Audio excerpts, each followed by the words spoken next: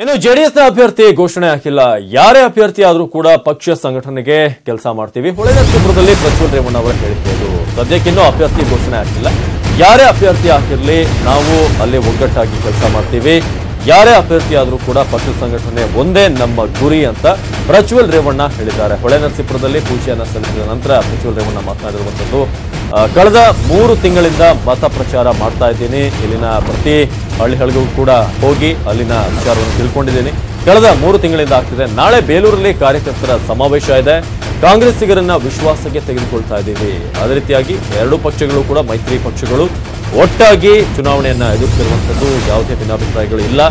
ವಿಶ್ವಾಸವನ್ನ ತೆಗೆದುಕೊಂಡು ನಾವು ಕೆಲಸವನ್ನ ಮಾಡ್ತಾ ಇರೋದು. ದೇವೇಗೌಡರು ಎಲ್ಲಿ ಸ್ಪರ್ಧೆ ಮಾಡ್ತಾರೋ ಗೊತ್ತಿಲ್ಲ. ಅದೇ ರೀತಿಯಾಗಿ ಗೌಡರ ಸ್ಪರ್ಧೆ ಬಗ್ಗೆ ಇನ್ನೂ ಕೂಡ ತೀರ್ಮಾನ ಆಗಿಲ್ಲ ಅನ್ನೋದು ಹೊಳೆನರಸೀಪುರದಲ್ಲಿ ಪ್ರಜ್ವಲ್ ರೇವಣ್ಣ ಈ ಮಾತುಗಳನ್ನ ಹೇಳಿದ್ದಾರೆ. ಹಾಗಾದ್ರೆ ಪ್ರಜ್ವಲ್ ರೇವಣ್ಣ ಹೇಳಿದ್ದೇನು ಬನ್ನಿ ಕೇಳೋಣ. ಇಂದು ಹಾಸನ ಜೆಡಿಎಸ್ ಅಭ್ಯರ್ಥಿ ಪರ ಮತಪ್ರಚಾರವನ್ನು ಆರಂಭಿಸಲಾಗಿದೆ. ಮೂಡ್ಲಿಪ್ಪೆಯ ಚನ್ನಕೇಶ್ವರ ದೇವಾಲಯದಿಂದ ಮತಪ್ರಚಾರ ಪೂಜೆಯನ್ನು ಸಲ್ಲಿಸಿ ತದನಂತರ ಮತಪ್ರಚಾರ ಆರಂಭಿಸಲಿದ್ದಾರೆ. ನನ್ನ ಜೊತೆ ಈಗ ಪ್ರಜ್ವಲ್ ರೇವಣ್ಣ ಇದ್ದಾರೆ, ಹಾಸನ ಜೆಡಿಎಸ್ ಅಭ್ಯರ್ಥಿ. ಅವ್ರನ್ನ ನಾನು ಮಾತಾಡ್ತೇನೆ. ಸರ್, ಈಗ ನೀವು ಅಭ್ಯರ್ಥಿ ಆಗಿದ್ರಿ, ಈಗ ಯಾವ ರೀತಿ ಚುನಾವಣಾ ಪ್ರಚಾರವನ್ನು ಮಾಡ್ತೀರಿ ಸರ್? ಸರ್, ಇನ್ನ ಅಧಿಕೃತವಾಗಿ ಅಭ್ಯರ್ಥಿ ಯಾವುದು ಘೋಷಣೆ ಮಾಡಿಲ್ಲ. ನಮ್ಮಲ್ಲಿ ಪಟ್ಟಿ ಯಾವುದು ಸೃಷ್ಟಿಯಾಗಿ ರಿಲೀಸ್ ಆಗಿಲ್ಲ. ಹಾಗಾಗಿ ಇವತ್ತು ಯಾರೇ ಪಕ್ಷದಿಂದ ನಿಂತರೂ ಕೂಡ, ಯಾರೇ ಒಬ್ರು ನಿಂತರೂ ಕೂಡ ನಾವು ಎಲ್ಲದಕ್ಕೂ ತಯಾರಾಗಿರ್ಬೇಕು, ನಮ್ಮ ಕಾರ್ಯಕರ್ತರೆಲ್ಲ ಗಟ್ಟಿಯಾಗಿರ್ಬೇಕು ಅನ್ನೋ ಒಂದು ವಿಶ್ವಾಸದಲ್ಲಿ ನಾನು ಆಗಲೇ 3 ತಿಂಗಳಿಂದನೇ ಪ್ರಚಾರ ಮಾಡ್ತಾ ಇದ್ದೀವಿ.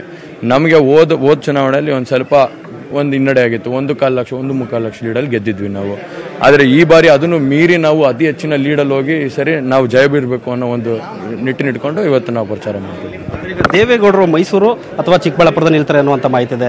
ಎಲ್ಲಿ ನಿಲ್ತಾರೆ ಏನು ಸರ್, ನಿಮ್ಗೇನು ಮಾಹಿತಿ ಇದೆಯಾ? ಸರ್, ಖಂಡಿತವಾಗ್ಲೂ ನನಗೆ ಮಾಹಿತಿ ಇಲ್ಲ. ಯಾಕಂದ್ರೆ ಹೈಕಮಾಂಡ್ ಏನು ಡಿಸಿಷನ್ ಕೊಡುತ್ತೋ ನಾವು ಒಬ್ಬರು ಕಾರ್ಯಕರ್ತರಾಗಿ, ಒಬ್ಬ ಪ್ರಧಾನ ಕಾರ್ಯದರ್ಶಿಯಾಗಿ ನಾನು ಹೋರಾಟ ಮಾಡಬೇಕು. ಸರ್, ಇವತ್ತು ಎಲ್ಲೆಲ್ಲಿ ಪ್ರಚಾರ ಮಾಡ್ತೀರಿ? ಮತ್ತೆ ಯಾರು ರಾಜ್ಯದ ನಿಮ್ಮ ನಾಯಕರು ಬರ್ತಾರೆ ಪ್ರಚಾರಕ್ಕೆ?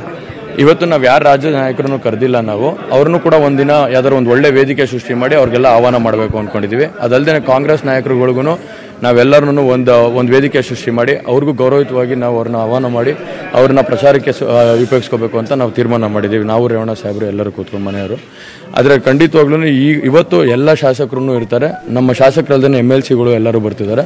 ಬಂದಂಥ ಸಂದರ್ಭದಲ್ಲಿ ನಾವು ಅದೇ ಪ್ರಚಾರಕ್ಕೆ ಕೇಳಿದ್ವಿ. 8 ಸ್ಥಾನ ಕೇಳಿದ್ರಿ ಅನ್ನುವಂಥ ಜೆಡಿಎಸ್ 8 ಸ್ಥಾನ ಕೇಳಿದ್ರೆ ಸಮ್ಮಿಶ್ರ ಸರ್ಕಾರ ಇರುವಂಥ ಪಕ್ಷದಲ್ಲಿ ನಿಮ್ಗೆ ಎಷ್ಟು ಸ್ಥಾನ ನಿರೀಕ್ಷೆ ಇದೆ? ಎಷ್ಟು ಸ್ಥಾನ ಕೊಡ್ತಾರೆ ಅನ್ನೋ ನಿರೀಕ್ಷೆ ನಿಮ್ಮಲ್ಲಿದೆ? ಸರ್, ಒಂದು ಕಡೆ 8 ಅಂತಿದ್ದಾರೆ, ಒಂದು ಕಡೆ 10 ಅಂತಿದ್ದಾರೆ. ಇದನ್ನ ನಮಗೆ ಕರೆಕ್ಟ್ ಪಿಕ್ಚರ್ ಬಂದಿಲ್ಲ. ಕರೆಕ್ಟ್ ಪಿಕ್ಚರ್ ಬಂದಂಥ ಸಂದರ್ಭದಲ್ಲಿ ಅದು ಹೈಕಮಾಂಡ್ ದೇವೇಗೌಡರು ಸಾಹೇಬರು, ರಾಹುಲ್ ಗಾಂಧಿ ಅವರು ಅವರೇ ಎದುರು ಕೂತ್ಕೊಂಡು ಮಾತಾಡ್ತಿರೋದ್ರಿಂದ ಅವ್ರು ಏನು ತೀರ್ಮಾನ ತಗೊಂತಾರೋ ಅದಕ್ಕೆಲ್ಲ ನಾವು ಪಕ್ಷ ಬದ್ಧವಾಗಿರುತ್ತೆ ಅಂತ ನಾನು ಹೇಳೋದಕ್ಕೆ ಇಷ್ಟಪಡ್ತೀನಿ. ನಿಮ್ಮ ಮೈತ್ರಿ ಪಕ್ಷದಲ್ಲಿ ಕಾಂಗ್ರೆಸ್ನವರು ನಿಮ್ಮ ವಿರುದ್ಧ ಆಗಿಂದಾಗೆ ಆರೋಪವನ್ನು ಮಾಡ್ತಿದ್ರು ಮೊದಲಿಂದ ಸರ್ಕಾರ ರಚನೆ ಆದ್ರಿಂದ ಈವರೆಗೂ ಕೂಡ. ಇದು ಯಾವ ರೀತಿ ನಿಮಗೆ ಏನಾದರೂ ವಿರೋಧ ಎಲ್ಲ ಎದ್ದಿದ್ರೆ ಅಥವಾ ಅವರು ತಟಸ್ಥವಾದ್ರೆ ನಿಮಗೆ ಒಂದು ರೀತಿ ಪರಿಣಾಮ ಬೀರುತ್ತಾ? ಹೇಗೆ?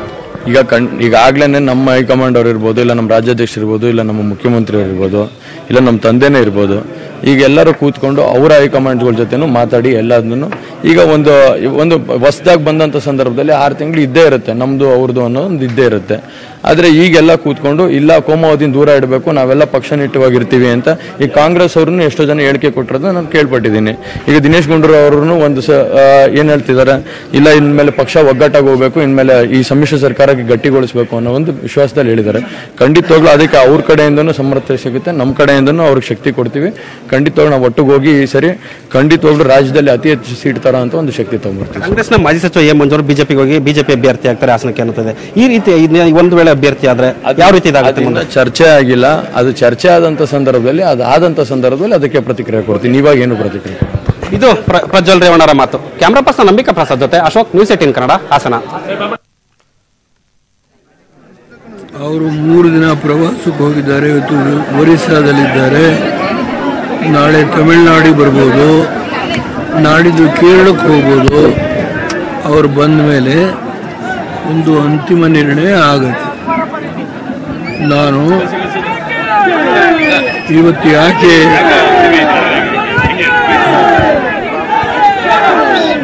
ಅವರು ರೇವಣ್ಣವ್ರು ಯಾವಾಗಲೂ ದಿನಶುದ್ಧಿ ಅದನ್ನೆಲ್ಲ ಯೋಚನೆ ಮಾಡ್ತಾರೆ. ಇವತ್ತು ಈ ಮೂಡ್ಲಿಪ್ಪೆ ಗ್ರಾಮ ಈ ಭಾಗದಿಂದನೇ ಪ್ರವಾಸನ ಒಂದು ಹಳ್ಳಿಯಿಂದ ಪ್ರಾರಂಭ ಮಾಡಿದ್ದಾರೆ. ಅದು ಇಲ್ಲಿ ನಾನು ಚುನಾವಣೆಗೆ ನಿಲ್ಲೋದಿಲ್ಲ ಅಂತ ತೀರ್ಮಾನ ಮಾಡಿದ್ದೆ. ಅದರಿಂದ ಇಲ್ಲಿ ಪ್ರವಾಸ ಶುರು ಮಾಡಿದ್ದೆ.